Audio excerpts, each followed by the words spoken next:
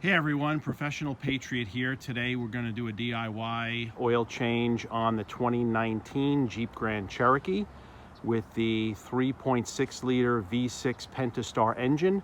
I'll be reviewing the tools and supplies that you'll need, as well as a tutorial of how to complete the oil change yourself. Stand by. Alrighty, let's review the tools and supplies that you'll need to complete the oil change on the 2019 Jeep Grand Cherokee. First things first, I normally like to put a tarp down. I'm changing the oil today in my driveway. It is a paver driveway. Certainly don't want to get any oil spilled on that, which would certainly mess it up. I also like to keep some extra cardboard boxes in my garage. It makes it a little bit easier as you're sliding underneath the vehicle. Again, purely optional. If you don't want to use it, that's okay. I do like to use it. So here we go for tools.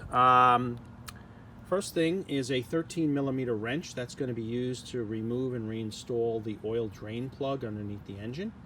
A 15/16 socket, that's to remove and reinstall the oil filter housing that sits on top of the motor.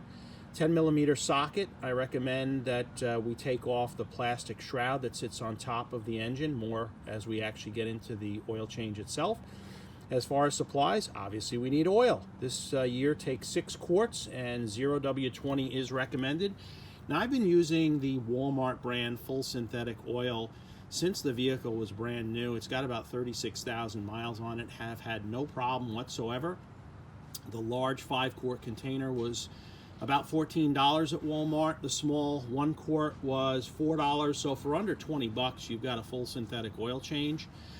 Oil filter, I like to use the Mopar product, part number M0-349, about $10 from Walmart as well. Disposable gloves, recommended. Certainly a drain container. That one was also purchased at Walmart last night. Happens to be made in the USA, which is excellent, very good. Don't always find that for sure. Paper towels and a fill funnel to get the oil back into the engine. So without further ado, we'll actually get into the process. Okay, here we are obviously in the engine compartment, and this is what I was referring to in terms of using the 10mm socket to remove the plastic shroud that sits on top of the engine. I just think it makes life a whole lot easier when you're actually getting to the oil filter housing. So to remove this plastic shroud, you're simply going to remove this cover, set that off to the side, and here on the top is where you'll actually see your 10mm bolt. Now I've loosened that up already, but you get the point. Obviously you loosen it up with your ratchet. Now it is not captured, so what I mean by that is if you don't hang on to this bolt, you will lose it. So you want to be careful when you're removing that. Okay, you want to take that out. Just put that off to the side. And there's a couple of plastic fasteners that actually just hold this entire shroud onto the top of the engine. Again, I've loosened it up a little bit just for the sake of this video, but simply you just pry up on this piece and the whole thing lifts off from the motor just like that. Obviously put that off to the side. And now you pretty much have access to everything. So right here, this is your oil filter housing. So we'll come back to that in just a minute. Okay, here we are with our 15/16 socket on top of the oil filter housing. We're going to start to remove that. I've taken the liberty of loosening it up a bit. So you're going to see I also have my oil container here. You're going to see that the filter itself, because of the position that it is on top of the engine, is not going to have oil in it. You're going to see that the oil actually drains back into the motor. So we're going to go ahead, loosen this up. Once it's loose, you can pretty much just take the socket off, and then it's pretty much hand tight at this point. So you're going to see when I take this off that the oil filter itself is right there. I'm going to simply put that into the top of the oil container. Obviously you want to take some of your paper towels, just clean up this area, and we'll continue the process in a minute. So here we have our old oil filter, and this simply just pulls right out actually of the housing. It's just very easy to remove. It just simply pops out. This you're going to discard, obviously. We do want to get in here and just wipe that out with some paper towels. Also very important is there's a rubber O-ring which is right here. And here is our new oil filter. It does come with a new O-ring. Obviously, you just want to take a small screwdriver. In this case, I've got one right here. And you simply want to just remove that O-ring, the old O-ring, pry that off very gently, and then come back and insert the new O-ring. Insert the oil filter into the housing, and then we'll be ready to put that into the engine. Stay tuned. So here we have our new oil filter installed into the plastic oil filter housing. This new filter just simply pushes in. You'll actually feel it snap into place. There is a mechanism inside where the new filter will actually clip onto that. It is captated so it won't fall out. It is very important to change this O-ring. The new oil filter does come with a new rubber O-ring.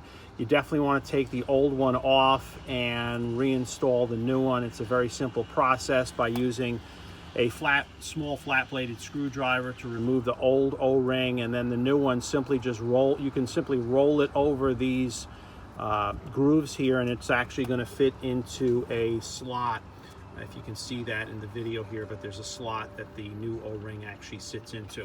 As far as putting it back into the engine, again, we're just going to go back into the area that we took the oil filter out before. There it is right there. Hopefully that is focusing. Put the filter back in. Use my hand. And we're just going to hand tight that for now.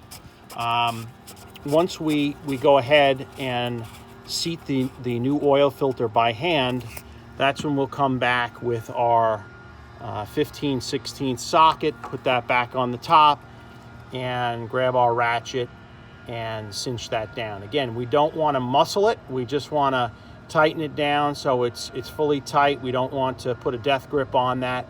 We do want to snug it up. Now to the bottom of the car to drain the oil.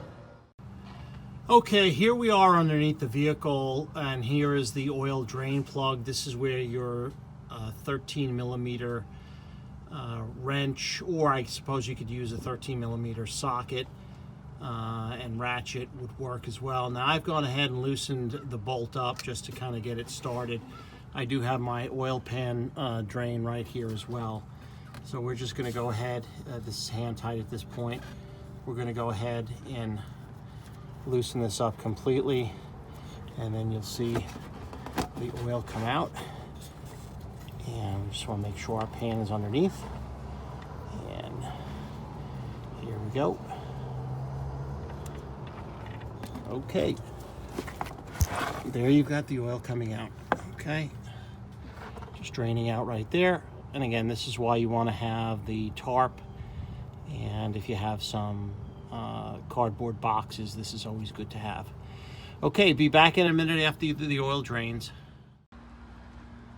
Okay, while we're waiting for the rest of the engine oil to drain, let's go ahead and put our cover back on top of the engine. So again, this is where we used our 10mm socket and ratchet to take that bolt off. And let me just show you where the cover fastens onto. So you see this little spot right here. There's 4 of them underneath the cover, and they fit onto basically these little stanchions that come off on top of the engine.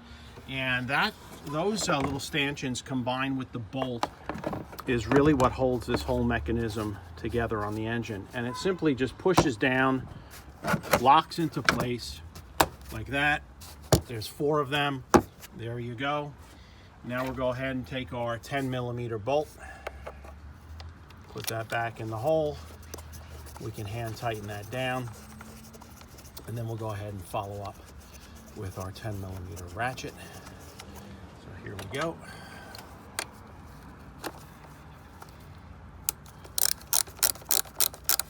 All right, and again, we don't need to make this too tight. Basically snug it down, and then we'll come back with our V6 engine cover. And again, this just slides into the back and simply clicks down into place. There you have it. Cover back on top of the engine, nice and tight. And we'll continue in a minute, putting the drain plug back in. Okay, so we've got the pretty much all the oil drained out of the engine. We're going to go ahead, take our drain plug bolt, just reinsert that into the oil pan. This is where our 13 millimeter wrench and or socket is going to come into play. And we're simply going to tighten that up. Again, we don't want to over tight. That's pretty well tight right there. Okay. And now let's go top side, put the oil back in the engine. Okay, ready to put the oil back in the motor. I like to start with the 5 quarts first and then fine tune with the last quart of oil, checking the dipstick often. I believe the exact quantity is 5.9 quarts for the V6. So again, makes sense to use the 5 quart first and then again put in as much oil as we need out of the 6th quart, if you will. So I'll go ahead and put the oil in. We'll be right back. I've put all 5 quarts in, and most of the 6th quart I held back, probably about 8 ounces of oil. What I'll do next is remove the funnel, put the oil cap back on, start the engine, let that run for a couple minutes, shut the engine off, and then I'll be able to, by method of using the oil dipstick, make sure that we have the appropriate amount of oil in the vehicle. Really the last thing for us to do is to go ahead and reset the oil change reminder, and that's done from inside the car. So on to that next. So we finished changing the oil on our 2019 Jeep Grand Cherokee, and what we need to do now is reset the oil life reminder. In order for us to do that, obviously we're sitting in the car with our key fob with us, and we're going to come over to the push button. Now, I do not have my foot on the brake because we do not want to start the vehicle. All we want to do at this point is depress the start-stop button and put it into the run mode. So I'm going to press this button once. Now it's an accessory. Twice, it's in the run mode. Again, we're not starting the vehicle. And now I want to come down with my right foot, and I'm going to depress the accelerator 3 times. Once, twice, 3 times. That's what it takes to reset the oil life to 100%. In order for us to check our work, let's go ahead and start the vehicle. My foot is on the brake. The vehicle is now running. Now on my screen, I typically keep it in the mile per hour setting. So at this point, we're going to need to use our buttons on the steering wheel to put the screen into the vehicle info area. I'm simply going to press the down arrow button, and now we can see that we are in the vehicle info screen.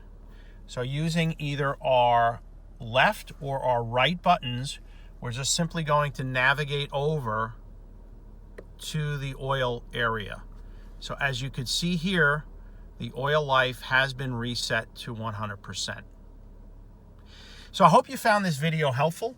This, for me, is a pretty good DIY. Hopefully the rest of you feel the same way. I want to thank you for watching The Professional Patriot. I look forward to putting up some additional videos to be helpful for you and for your families. May God bless America, and may God bless you all. Thanks so much. We'll see you on the next video.